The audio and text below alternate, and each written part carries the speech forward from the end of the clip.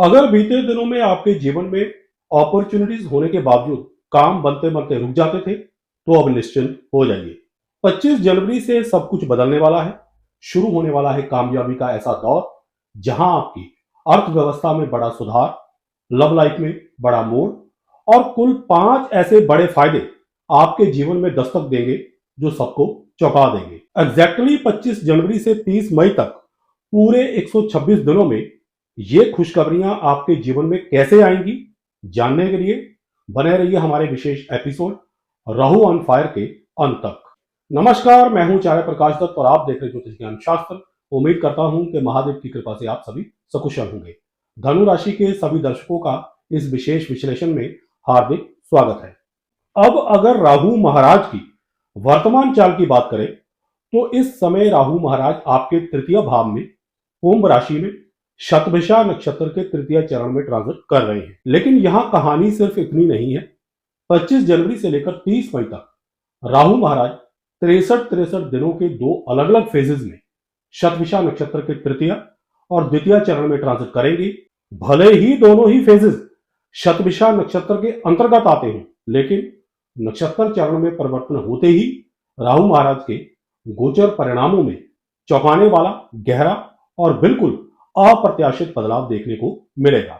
यही वजह है कि आने वाला समय सिर्फ साधारण परिवर्तन नहीं, बल्कि ऐसे बियॉन्ड एक्सपेक्टेशन घटनाक्रम लेकर आ रहा है जो कई मामलों में आपको हैरान भी करेगा और सोचने पर मजबूर भी। तो आइए विस्तार से समझते हैं कि इन दोनों फेजेस में राहु महाराज किस तरह आपकी जिंदगी की दिशा और गति को अचानक मोड़ दे सकते हैं। इससे पहले कि हम आगे की बात करें, जरा पीछे चलते हैं। उन 25 जनवरी से पहले के 63 दिनों में तो 23 नवंबर 2025 से 24 जनवरी 2026 तक चले। उस दौर में राहु महाराज शतभिषा नक्षत्र के चौथे चरण में थे और नवांश बन रहा था मीन राशि का। ट्रांजिट भले ही थर्ड हाउस में था, लेकिन मीन नवांश की वजह से राहु की एनर्जी फोर्थ हाउस से होकर थर्ड हाउस को ट्रिगर कर रही थी। यही वजह रही कि इन 63 दिनों में जिंदगी में हलचल तो बहुत थी, पर रफ्तार कम रही। मौके सामने थे, लेकिन हालात ही कुछ ऐसे दुविधापूर्ण रहे कि हर मौका हाथ से निकलता गया। 25 जनवरी से पहले वाले 63 दिनों में धनु राशि वालों ने साफ महसूस किया होगा कि उनके पास आइडियाज की कोई कमी नहीं थी। थर्ड हाउस में ट्रांजिट कर रहा राहु, वो भी कुंभ राशि और शतभिषा नक्षत्र के प्रभाव में, मतलब दिमाग में क्रांति सी चल रही थी। कौन सी क्रांति? विगत 63 दिनों में आपकी सोच भी तेज थी, प्लानिंग भी स्ट्रांग थी और बोलने का साहस भी बढ़ चढ़कर था। नया काम, नई स्ट्रेटजी, किसी से खुलकर बात करने की चाह, नेटवर्क और कॉन्टैक्ट से आगे बढ़ने के कई मौके, सब कुछ आपके जीवन में बना। साथ ही फोर्थ हाउस एक्टिव होने की वजह से घर, प्रॉपर्टी, वाहन, शिफ्टिंग और मानसिक सुकून से जुड़े मुद्दे भी आपके सामने बार बार आते रहे होंगे। लेकिन यही खेल थोड़ा स्लो हो गया, क्योंकि राहु पूरे समय में मीन नवांश में थे और मीन राशि का स्वभाव है अभी नहीं, चलने दो, बाद में देखेंगे। इसी ढीलेपन की वजह से कई मौके एंड वक्त पर आपके हाथों से फिसलते गए। अगर कहीं सही समय पर आपने सही बात रखी होती तो डील बन जाती। एक साधारण सा फॉलोअप आपको बहुत बड़ा फायदा दिलवा सकता था, लेकिन वही रहने दो, बाद में देखेंगे वाले एटीट्यूड के कारण मामला वहीं का वहीं अटक कर रह गया। बहुत सारे काम ऐसे थे जो बनते बनते रह गए, जैसे नौकरी में बदलाव या नई नौकरी, व्यापार में ग्रोथ या फिर किसी जरूरी यात्रा का प्लान जो लगभग फाइनल होते होते बीच में अटक गया। और एक बेहद अहम बात, इन बीते 63 दिनों में कई धनु राशि वालों के लिए चिंता का सबसे बड़ा कारण लव मैरिज का अटका हुआ मामला रहा होगा। खास तौर पर उन केसों में जहां बात इंटरकास्ट मैरिज की थी। रिश्ता आगे बढ़ रहा था, लेकिन परिवार की सहमति, समाज का दबाव या अचानक आई रुकावटों ने पूरे मामले को पेचीदा बना दिया। यानी चाहत भी थी, रास्ता भी दिख रहा था, लेकिन मंजिल तक पहुंचने से पहले हर बार कोई ना कोई दीवार खड़ी होती रही। सच तो यह है कि अगर मीन नवांश का प्रभाव इन मिलने वाले मौकों को कैश कर लेता तो थर्ड हाउस के ये योग अब तक तूफानी नतीजे आपको दे चुके होते। लेकिन सिक्के का एक दूसरा पहलू भी है, वो ये है कि मीन नवांश ने राहु की एक्सट्रीम डिस्ट्रक्टिव एनर्जी को कंट्रोल में भी रखा और यही वजह रही कि विगत 63 दिनों में घर या निजी जीवन से जुड़ी संवेदनशील बातें बाहर नहीं आई। कोई घरेलू सीक्रेट, कोई प्रॉपर्टी से जुड़ा अंदरूनी मामला या आपकी कोई प्लानिंग समय से पहले लीक नहीं हुई। यानी ये 63 दिन ऐसे थे मानो सब कुछ आंखों के सामने था। हलचल भी थी, बेचैनी भी, मगर रफ्तार थमी हुई थी। और अब जब आप पीछे मुड़कर देखेंगे तो समझ आएगा कि ये खामोशी आने वाले तूफानी फेज की तैयारी थी। लेकिन अब कहानी बदल चुकी है। अब जबकि 25 जनवरी को राहु महाराज शतभिषा नक्षत्र के दूसरे चरण में प्रवेश कर चुके हैं, तो उसी पल से फेज 1 की शुरुआत हो चुकी है। और ये कोई साधारण शुरुआत नहीं है, ये उन 126 दिनों का क्रांतिकारी पहला पड़ाव है जो आपको बिजली की रफ्तार से नतीजे देने वाला है। इस फेज में किसी भी काम के बीच में अटकने की कोई गुंजाइश नहीं है।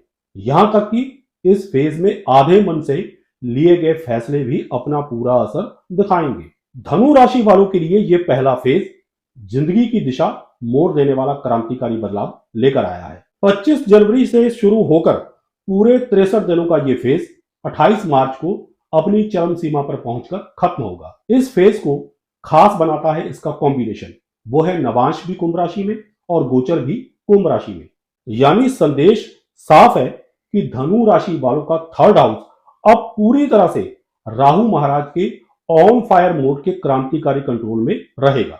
अब शतभिषा नक्षत्र का वॉल्केनो राहु की क्रांतिकारी ऊर्जा के साथ मिलकर हर पुरानी सीमा, हर ब्रेक और हर डर को तोड़ता हुआ आगे बढ़ेगा। अब 25 जनवरी से पहले वाला मीन नवांश का लेट गो, छोड़ो, जाने दो वाला सिस्टम खत्म हो चुका है। अब काम होल्ड पर नहीं लगेंगे। जो बिगड़ा है वो या तो सुलझेगा या फिर नए सिरे से शुरू होगा। बीच का कोई रास्ता नहीं है।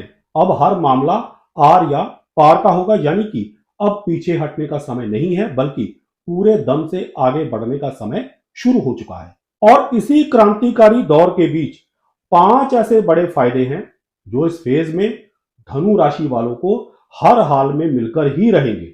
सबसे पहला और अहम फायदा उन लोगों को होगा जो लंबे समय से नौकरी के लिए इंटरव्यू दे देकर थक चुके हैं। उनके लिए खुशखबरी यह है कि इन 63 दिनों में उनको हर हाल में अपनी पसंदीदा जॉब मिल जाएगी। दूसरी खुशखबरी उन लोगों के लिए है जिनका लव मैरिज का मामला अटका हुआ है, विशेष करके इंटरकास्ट मैरिज का, मीन्स की जहां जाति और धर्म बीच में आ रहा है। परंतु यहां पर मैं एक बात सजेस्ट करना चाहूंगा कि ये कॉम्बिनेशन बहुत ही ज्यादा शक्तिशाली है जो आपका काम तो हर हाल में बना देगा। हो सकता है कि ये आपको विद्रोह करने को भी उकसा दे, लेकिन ध्यान रहे कि माता पिता, समाज और धर्म की मर्यादाओं का पालन करना भी जरूरी होता है। इसलिए उनको हर हाल में साथ लेकर चले। बाकी ये 63 दिन तो आपकी सपोर्ट में है ही। तीसरी खुशखबरी उन नौकरी पेशा लोगों के लिए है जिनका इंक्रीमेंट, प्रमोशन या मनचाही बदली का काम लंबे समय से अटका हुआ था। इस फेज में आपका ये काम अचानक बन सकता है। मनचाही जगह पर तबादला, इंक्रीमेंट या प्रमोशन जैसी खुशखबरियां आपको सरप्राइज दे सकती हैं।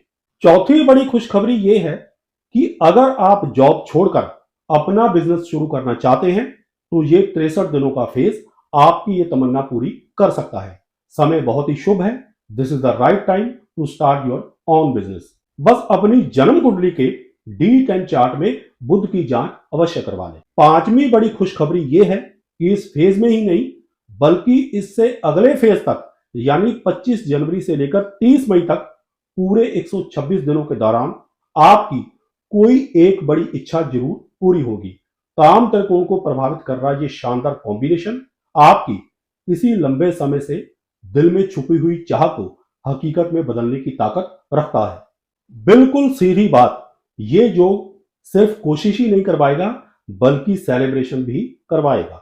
बाकी इस पहले फेज में आपका कॉन्फिडेंस अचानक शिफ्ट होगा, यानी बढ़ेगा। जो बातें पहले सोच तक अटक जाती थी अब वही सीधे जुबान और एक्शन में उतरेंगी। आपकी कम्युनिकेशन पावर लेथल होगी, यानी बोलने का लहजा ऐसा धारदार हो जाएगा कि आपकी बात सुनी भी जाएगी और मानी भी जाएगी। इवन कई मौकों पर तो आपके द्वारा बोली गई एक लाइन ही पूरी गेम पलट देगी। लेकिन फिर भी तीखे और कड़वे वचन बोलने से बचें। अपार्ट फ्रॉम दिस, इस फेज में आपके अंदर रिस्क लेने की हिम्मत बढ़ेगी, लेकिन ये रिस्क ब्लाइंड नहीं होगा, बल्कि ये कैलकुलेटेड, शार्प और परफेक्ट टाइमिंग के साथ लिए जाने वाला रिस्क होगा, जो आपको काफी बड़ी सफलता दिलवाएगा। इस फेज की सबसे बड़ी खासियत यह है कि ये सेल्फ मेड अपॉर्चुनिटीज वाला समय है।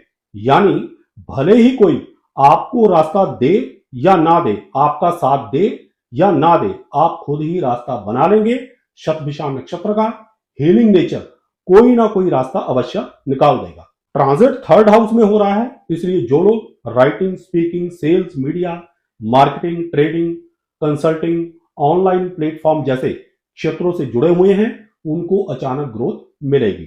संबंधों की बात करें तो सिबलिंग, कजन्स और क्लोज नेटवर्क से आपके ऐसे अच्छे कॉन्टैक्ट्स बनेंगे जो आगे चलकर बड़ा रोल निभाएंगे और आपको फायदा देंगे।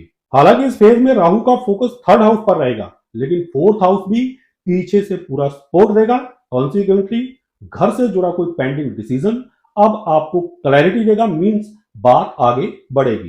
प्रॉपर्टी, व्हीकल या रेजिडेंस का किसी भी प्रकार का कोई मामला हो, वो चाहे सेल परचेज का हो, रेनोवेशन का हो या फिर वाद विवाद का हो, उसमें हलचल तेज होगी और समाधान आपके पक्ष में निकलकर आएगा। इस पहले फेज में आपकी मेंटल स्टेबिलिटी लौटेगी और फैमिली सपोर्ट भी खुलकर मिलेगा, जो 25 जनवरी से पहले कहीं ना कहीं आपके साथ नहीं था। इस पूरे योग पर गुरु की नवम दृष्टि है, इसलिए पोटेंशियल और भी ज्यादा है, यानी शुभ फल मिलने के चांसेस और भी ज्यादा ब्राइट है।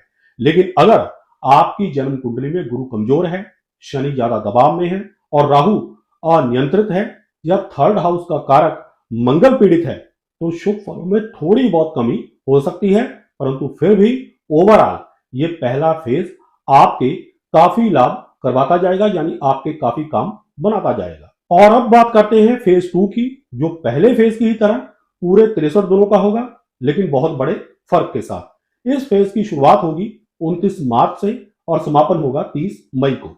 जैसे ही 29 मार्च को राहु महाराज शतभिषा नक्षत्र के दूसरे चरण में प्रवेश करेंगे, उसी क्षण मकर नवांश एक्टिवेट हो जाएगा और यहीं से इस पूरे कॉम्बिनेशन का सीधा असर धनु राशि वालों के सेकंड हाउस पर पड़ने लग जाएगा। अब यहां पर एक बहुत ही अहम बदलाव को समझिए। इस फेज में राहु की ऊर्जा का सोर्स तो थर्ड हाउस ही रहेगा, क्योंकि गोचर थर्ड हाउस में हो रहा है, लेकिन उसका आउटपुट सीधे दूसरे भाव में दिखाई देगा, क्योंकि मकर नवांश के एक्टिवेट होने से आपका सेकंड हाउस एक्शन में आ जाएगा। अब नतीजा यह होगा कि इस फेज में आपके प्रयासों और इच्छाओं का सीधा सीधा संबंध मटेरियलिस्टिक गेन यानी धन के साथ जुड़ जाएगा। मकर नवांश का स्ट्रक्चर बहुत ही डिसिप्लिन और सिस्टमेटाइज होता है, जो बड़े ही टिकाऊ ढंग से रिजल्ट्स देता है। ऊपर से बोनस यह है कि देवगुरु बृहस्पति की नवम दृष्टि पहले से ही कुंभ राशि पर पड़ रही है। यही वजह है कि इस फेज 2 में राहु महाराज अब अचानक झटके से फल देने वाले ग्रह नहीं रहेंगे। अब घटनाएं पहले फेज की तरह तूफानी रफ्तार में अचानक से नहीं, बल्कि सधे हुए, नियंत्रित और काफी हद तक सिस्टेमैटिक तरीके से अनफोल्ड होंगी, यानी होने लगेगी। जहां फेज 1 में गति थी, वहीं फेज 2 में डायरेक्शन और स्टेबिलिटी जुड़ जाएगी। यानी कि अब फैसले सिर्फ तेज नहीं होंगे, बल्कि टिकाऊ, व्यवहारिक और परिणाम देने वाले होंगे। ये वही फेज है जहां आपके साहस को अनुशासन मिलेगा और कोशिशों को उचित परिणाम। सीधे और साधारण लफ्जों में कहूं तो ये धन कमाने का एक शानदार मौका आपके हाथ आया है। जिन 5 इच्छाओं की पूर्ति की बात मैंने फेज 1 में की थी, वो तो इस फेज में भी पूरी हो सकती हैं, लेकिन एक बड़े फर्क के साथ। फेज 1 में जहां ये इच्छाएं अचानक पूरी हो रही थी, इस फेज 2 में वही इच्छाएं एक सिस्टेमैटिक वे में हिंट देकर पूरी होंगी। यानी आपको पता लग जाएगा कि आपका कौन सा काम पूरा होने वाला है। और सबसे बड़ी खास बात, इस फेज में आपकी अर्थव्यवस्था में बहुत बड़ा सुधार आएगा। नौकरी में इंक्रीमेंट, व्यापार में बड़ा मुनाफा, इन्वेस्टमेंट में लाभ से लेकर डूबे हुए धन की वापसी तक के काम आपके बन जाएंगे। इनकम सोर्स को लेकर आपके जीवन में क्लैरिटी आएगी। आपको कहां रुकना है, कहां आगे बढ़ना है, अब आप ये फैसला इमोशन से नहीं, बल्कि एक सदी हुई स्ट्रेटेजी के साथ लेंगे। कुल मिलाकर ये दूसरा फेज अर्थ प्रदान है, यानी मटीरियलिस्टिक गेन का है। इस फेज में राहु की ऊर्जा सेकंड हाउस के थ्रू चैनलाइज होगी, जो आपको अच्छा खासा धन लाभ करवा देगी। बाकी वो तमाम बेनिफिट्स जो मैंने फेज 1 में बताए थे, वो तो आपको यथावत मिलते ही रहेंगे। Last but not least, where in phase 1 you were the fire, in phase 2 you will become the one who control the fire. कहने का भाव, जहां फेज 1 में आप आग थे, वही फेज 2 में आप आग को साधने वाले बन जाएंगे। अब इससे बढ़कर तो कुछ हो नहीं सकता। जहां तक उपायों का प्रश्न है, तो राहु की ऊर्जा को नियंत्रण में रखने के लिए घर के साउथ वेस्ट कॉर्नर एवं छत पर किसी भी किस्म के कबाड़ या फालतू के सामान का जमावड़ा ना होने दें। यदि कोई पड़ा भी है तो उसे तुरंत फेंक दे, यानी डिस्पोज ऑफ कर दे। बाकी क्योंकि फाइनेंशियल पॉइंट ऑफ व्यू से ये 126 दिन विशेष करके फेज 2 आपके लिए बहुत ही मायने रखता है, इसलिए देवगुरु बृहस्पति के मंत्र ओम एम श्रीम बृहस्पति नमः का ज्यादा से ज्यादा जाप करें। इससे आपकी राशि के स्वामी होने के नाते तो देवगुरु बृहस्पति को बल मिलेगा ही, लेकिन साथ ही साथ ये मंत्र बृहस्पति की कृपा पाने और धन ज्ञान और समृद्धि के लिए विशेष रूप से प्रभावी रहेगा। आशा करता हूं कि वीडियो में दी गई जानकारियों से आप लाभान्वित होंगे। अगर आपको हमारी ये वीडियो पसंद आई हो तो इसे लाइक करें, शेयर करें, हमारे चैनल ज्योतिष ज्ञान शास्त्र को सब्सक्राइब करें और साथ में बेल आइकन को दबा दें, ताकि हमारी हर नई वीडियो की नोटिफिकेशन आप तक सबसे पहले पहुंचे। सुखी रहें, स्वस्थ रहें, इसी मंगल कामना के साथ जय सिया राम, हर हर महादेव और बोलो श्री हरि विष्णु भगवान की जय।